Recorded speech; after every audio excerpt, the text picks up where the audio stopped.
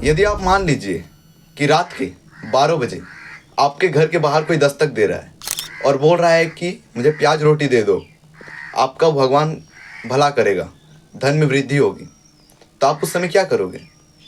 जाहिर सी बात है, वो प्याज रोटी मांग रहे हो तो प्याज रोटी आप दे दोगे।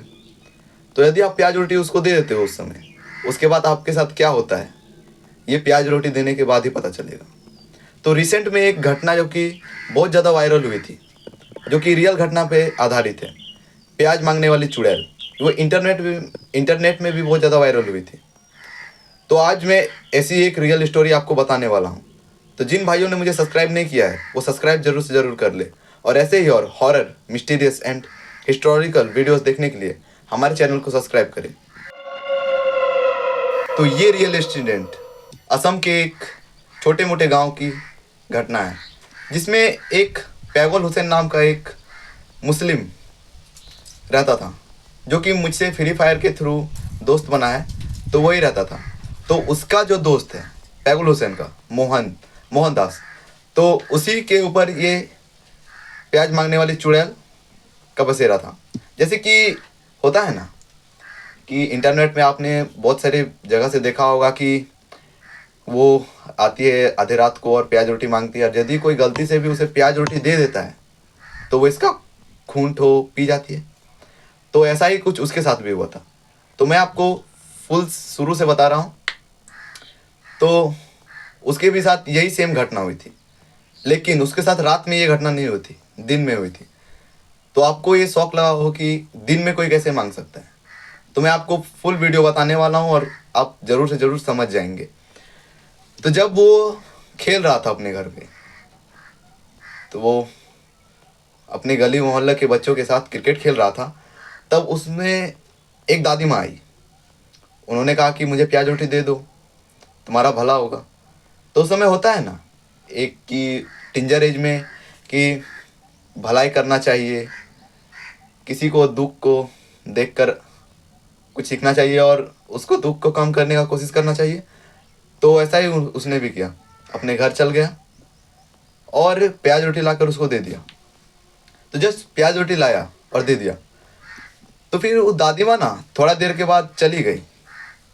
उसके बाद तो उस दादी माँ को उसने कभी नहीं देखा था मोहन ने, लेकिन जो था ना, सेकंड दिन से ही उसका इफेक्ट पड़ने लगा था।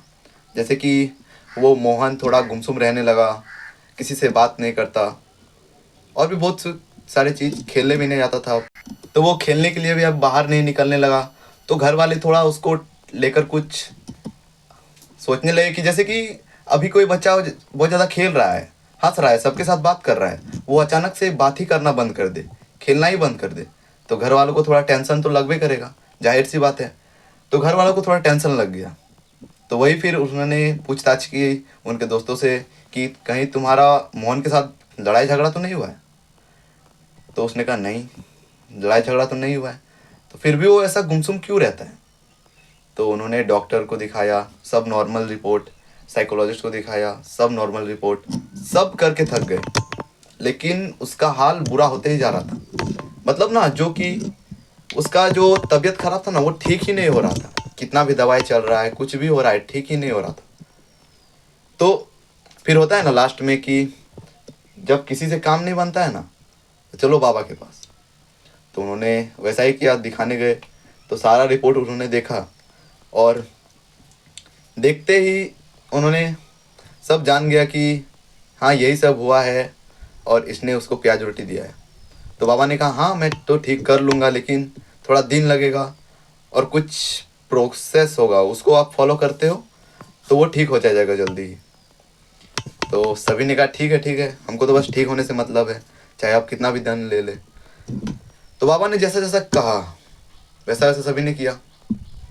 धीरे धीरे करके मोहन ठीक हो गया, लेकिन वो खौफ एक चीज़ होता है ना, वो एक आदमी को कभी तक उसके जीवन, मतलब उसके लाइफ तक कभी नहीं छोड़ता है।